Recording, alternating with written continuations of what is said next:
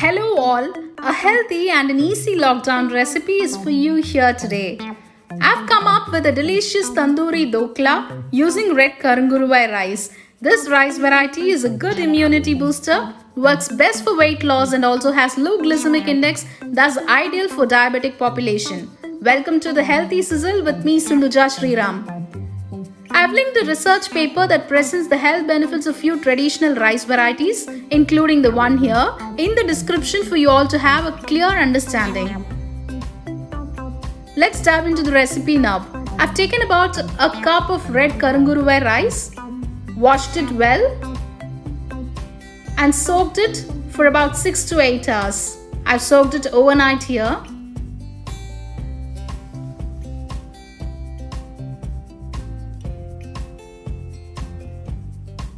After 6 to 8 hours, the rice will look something like this. Now let it dry on a neat towel beneath a fan.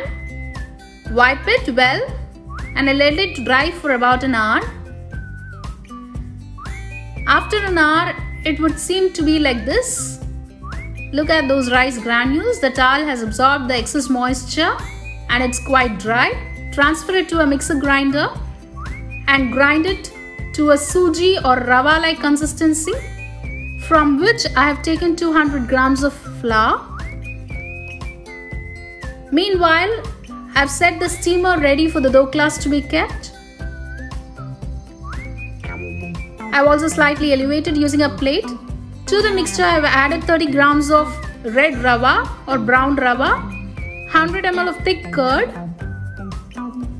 half a teaspoon of asafoetida or hing, a teaspoon of groundnut oil and a teaspoon of lime juice, a teaspoon of salt, and add little water as required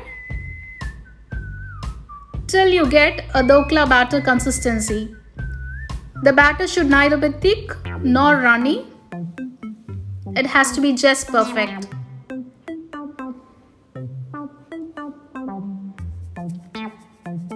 To this, we add half a teaspoon of baking soda and few coriander leaves finely chopped. Mix it.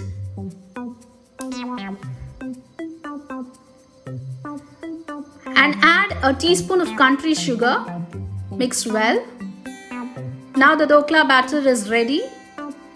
I've already greased a plate using a groundnut oil and kept it ready for the dokla batter to be poured in. Now pour it and steam it. Cover the lid and cook it for about 15 to 20 minutes on medium flame. For the tandoori masala, I have taken a kadai, heated it using a teaspoon of groundnut oil, to which I have added 2 red chilies. Fry it. I've added half a teaspoon of ginger and half a teaspoon of garlic finely chopped. Put the flame under high so that you really get that smoky tandoori flavor induced inside the oil. Now transfer it to a mixer grinder along with the oil and grind it to a coarse paste. Now add that paste into a bowl. Add few finely chopped coriander leaves, and if required you can also add mint leaves to it. Add about 2 teaspoons of curd and 1/4 teaspoon of salt. Do keep in mind that we've already added salt in the dokla batter, so this is just for the tandoori masala. Mix it well. Now add in a 1/4 teaspoon of Shahi garam masala. Mix well.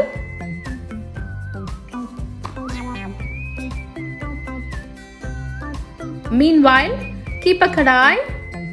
And for the tempering, we use a spoon of groundnut oil, to which we add 1/4 spoon of mustard seeds. Let it splatter. Now transfer the mixture into the masala. This gives it a good texture and a nice rich color. Now the doklas are ready. Take it out from the steaming pot and set it aside. Let it cool down for about an hour.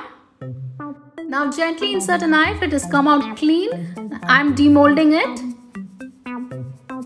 You can flip it using a plate. Look at those beautiful cracks. It's of course the beauty of home cooking. Now you can cut down the doklas according to the required size and shape. Look at those doklas, they are really spongy and fluffy.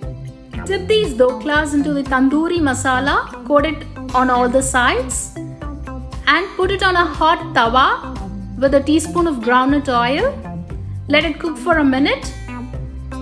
Flip it gently on all the sides. Let it get roasted until it turns golden brown in color. Gently flip it.